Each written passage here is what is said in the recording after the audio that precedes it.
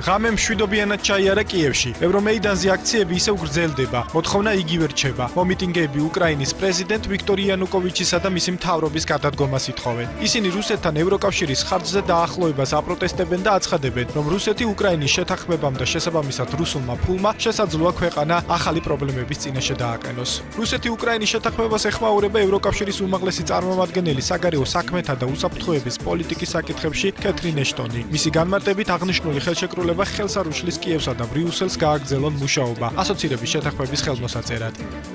რუსეთსა და უკრაინას შორის შეთანხმებები ხელს არ გვიშლის წინსვლაში. ჩვენ კვლავ მზად ვართ ხელი მოვაწეროთ ასოცირების ხელშეკრულებას. ამასთან იანუკოვიჩს უნდა ასოცირების შეთანხმებაზე ხელმოწერა. მან მითხრა, რომ მისი პოლიტიკური კარიერა ამ შეთანხმებაზეა დამოკიდებული.